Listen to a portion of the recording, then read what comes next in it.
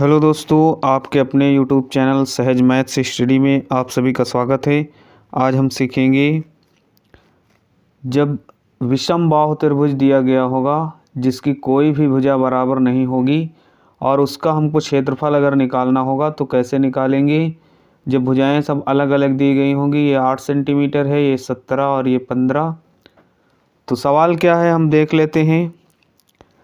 सवाल दिया गया है एक त्रिभुज की भुजाएं क्रमशः 8 सेंटीमीटर, 15 सेंटीमीटर, 17 सेंटीमीटर हैं, तो त्रिभुज का क्षेत्रफल ज्ञात करो।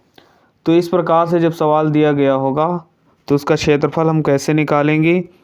तो इसके लिए सबसे पहले हम यहाँ पे देखते हैं, यहाँ 8 सेंटीमीटर दिया है, 15 है और ये 17 सेंटीमीटर दिया है। तो इसको जब कभी ऐसा दिया गया हो विषम बाहु में त्रिभुज हो, कोई भी भुजा बराबर ना हो, सारी भुजाएं अलग अलग दी गई हों, तो उसे विषम बाहु त्रिभुज कहते हैं। और ऐसे त्रिभुज का क्षेत्रफल निकालने के लिए हम हीरोन सूत्र का यूज़ करते हैं। तो हीरोन सूत्र क्या होता है, सबसे पहले इसके बारे में थोड़ा समझेंगे। हीरोन सूत्र क्या होता है। तो हीरोन सूत्र होता है, रूट में दिया होता है S minus A, S minus B, S minus C, ये अलग अलग ब्रैकेट में सभी गुणे में दिया गया है। एस और एस माइनस ए एक ब्रैकेट में होगा, गुणे एस माइनस बी दूसरे ब्रैकेट में होगा, एस माइनस बी दूसरे ब्रैकेट में होगा, गुणे एस माइनस सी तीसरे ब्रैकेट में होगा। तो इस प्रकार से ये इसका फार्मूला है। जब कभी ऐसा त्रिभुज दिया गया हो जो कि विषम बाहु त्रिभुज हो, कोई भी भुजा बराबर ना हो, सारी भुजाएं अलग अलग हों और उसका हमको क्षेत्रफल निकालना हो, तो उसके लिए हमको हीरोन सूत्र, जिसे हीरो सूत्र भी कहा जाता है, ये भी हमको ध्यान रखना है। कहीं कहीं पे इसको हीरो सूत्र भी लिखा मिलेगा तो वो भी सही है, इसको हीरो सूत्र भी कहा जाता है। तो इसमें क्या क्या है, सबसे पहले हम ये देख लेते हैं। जो यहाँ पर S दिया है, S, तो ये होता है इसकी अर्ध परिमाप। इस परिमाप क्या होता है, परिमाप अगर किसी का निकालना होता है उसका मतलब होता है उसके चारों ओर की माप। जैसे अभी हम मान लेते हैं कोई एक त्रिभुज है और ये है 2 सेंटीमीटर, ये 3 है, ये 5 है। तो इस प्रकार से अगर दिया गया हो, मान लेते हैं ये 4 है, इस प्रकार से दिया है, तो परिमाप होता है इन सभी को जोड़ के जो आता है, जैसे 4, 3, 7 और 2, 9, ये हो जाएगा 9 इसकी परिमाप। और अर्ध परिमाप, इसको आधा कर देंगे, बटे 2 कर देंगे तो इसकी अर्ध परिमाप निकल आएगी। तो इसी प्रकार से हमको इसकी अर्ध परिमाप निकालना है। तो अर्ध परिमाप इसकी क्या होगी, तो सबसे पहले तो हम इसकी परिमाप निकालेंगे कि परिमाप क्या है। तो ये और ये तीनों भुजाएं हमको जोड़ लेना होगा। तो तीनों भुजाएं जोड़ने के लिए पहली भुजा होती है ए, हम यहाँ लिखेंगे पहली भुजा क्या है, पहली भुजा यहाँ लिखेंगे त्रिभुज की भुजाएं। तो त्रिभुज की भुजाएं कौन कौन सी हैं हम लिख लेंगे। मान लेते हैं पहली भुजा है ए, प्लस दूसरी भुजा है बी, प्लस तीसरी भुजा है सी। मान लेते हैं ये भुजा ए हो गई, ये बी हो गई और ये सी हो गई। तो ए भुजा मतलब 8 सेंटीमीटर है, तो ए भुजा, और यहाँ पे सारी भुजाएं हमने लिख लिया है। अब भुजाओं को लिखने के बाद हमको इसका निकालना है अर्ध परिमाप एस। तो यहाँ लिखेंगे त्रिभुज ए बी सी की अर्ध परिमाप।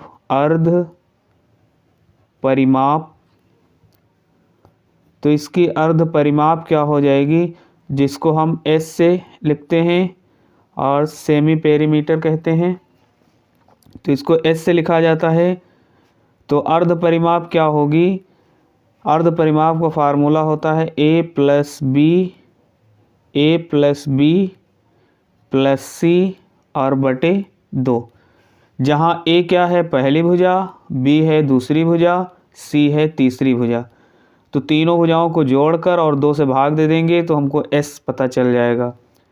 तो यहाँ पर हम लिख लेते हैं s बराबर हमको क्या मिल गया, a कितना है, a मतलब पहली भुजा, तो यहाँ पर a पहली भुजा क्या है 8 है, तो यहाँ लिख लेंगे 8 प्लस b क्या है, b ये वाली भुजा हो जाएगी, तो ये हो जाएगी 17 और प्लस c क्या है, ये वाली भुजा हो जाएगी, तो ये है 15। तो यहाँ बटे में क्या दिया है 2, तो बटे में 2 लिख लेंगे। और जब हम इसको जोड़ेंगे तो यहाँ हो जाएगा 8 7 15, ये हो जाएगा 25, 25 5 30 और 10 40, तो जोड़ने पर हमको मिला 40 और बटे में है 2, तो 2 से इसको काट देंगे, 2 एक कम 2 और 2 दूनी 4, ये 0 यहाँ बढ़ाया, तो इस प्रकार से 20 हमको मिल गया। ये हमको s मिल गया, और s क्या है, s है अर्ध परिमाप। तो अर्ध परिमाप हमको मिल गया 20, जहाँ ये भुजा जो यहाँ से ये भुजा दी गई है ये है a, और उसके बाद ये भुजा है b, और इसके बाद ये भुजा है c। तो a plus b plus c इन तीनों भुजाओं को जब जोड़ा गया तो 8 है, ये 17 है, ये 15 है, सभी को जोड़ लिया तो हमको मिल गया 20, और ये हमको मिल गया s। अब s हमको मिल चुका है, अब हम इसको इस फार्मूले में रखेंगे और इसका क्षेत्रफल निकालेंगे।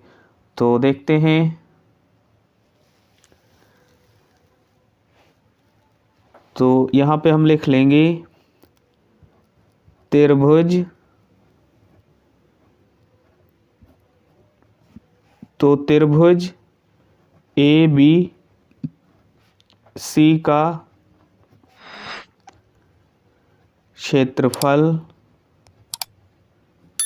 तो क्षेत्रफल का फार्मूला है रूट में फार्मूला दिया गया है s और s माइनस a, अगले ब्रैकेट में s माइनस b, अगले ब्रैकेट में s माइनस c।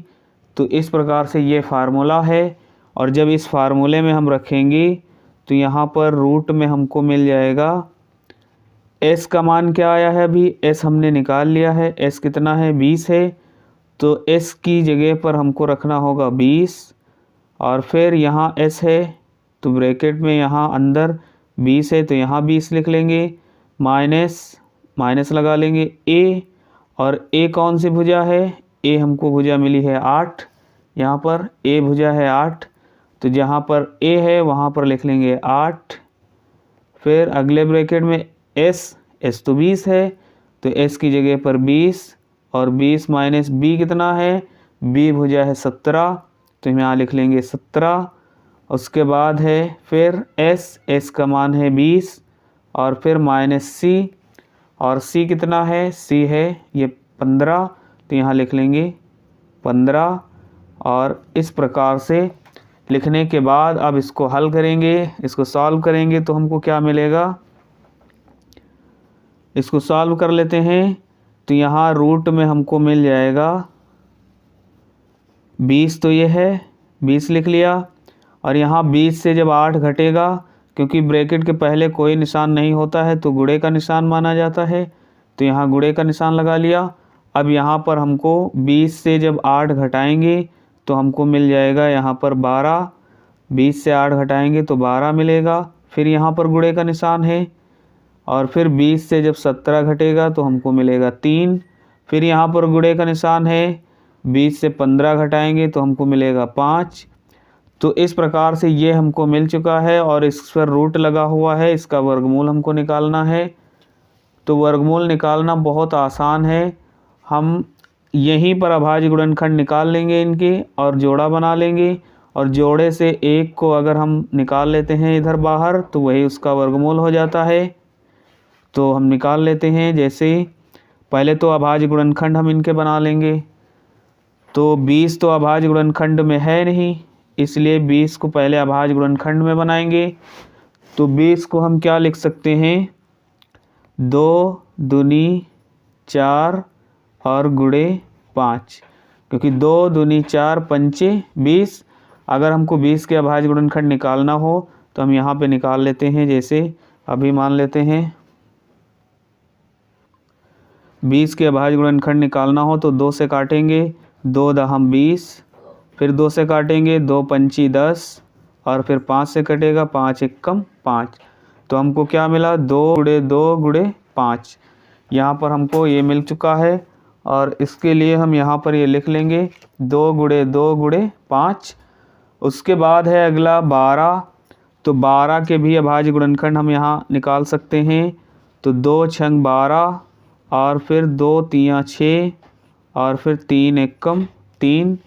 तो यहाँ पर हमको क्या मिल गया, 2 गुणे 2 गुणे 3। तो ये भी हम लिख लेंगे 12 के लिए। 20 के लिए हमने ये लिखा, अब 12 के लिए हम लिखेंगे यहाँ पर गुणे में 2 गुणे 2 गुणे 3। अब इतना लिखने के बाद हमको क्या करना है, यहाँ हमको देख लेना है कि ये इसके अभाज्य गुणनखंड हमने यहाँ लिख लिए हैं। अब यहाँ पर ये 3 है तो हम यहाँ पर 3 लिख लेंगे।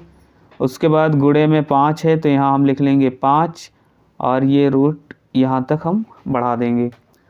अब हमको इसको देखना है कि इसमें जोड़ा किसका किसका बन रहा है। जिसका जिसका जोड़ा बन रहा है वो रूट से बाहर हो जाता है। तो यहाँ पर इस 2 और इस 2 का जोड़ा बन रहा है, इसलिए इस 2 से इस रूट से 2 बाहर हो जाएगा। तो यहाँ पर हम 2 लिख लेंगे और उसके बाद यहाँ पर है 1 5 ये है और 1 5 ये है। यहाँ इसमें भी जोड़ा बन रहा है, इसलिए रूट से बाहर ये 5 भी हो जाएगा। जिसका जिसका जोड़ा बनेगा वो रूट से बाहर हो जाएगा। तो इसका जोड़ा बना तो 2 बाहर हो गया, 5 का जोड़ा बना तो 5 बाहर हो गया और 1 2 का जोड़ा यहाँ और बन रहा है, इसलिए 1 2 यहाँ पर और बाहर हो जाएगा। उसके बाद यहाँ पर 1 3 है, इसका भी जोड़ा बन रहा है तो 1 3 भी बाहर रूट से बाहर हो जाएगा।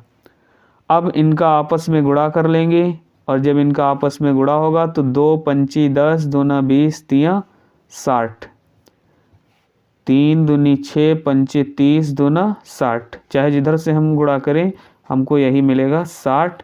और ये क्षेत्रफल है, क्योंकि सारी जो यहाँ पे दी गई हैं भुजाएं सभी सेंटीमीटर में है, इसलिए हमको इसको भी सेंटीमीटर में लिखना है।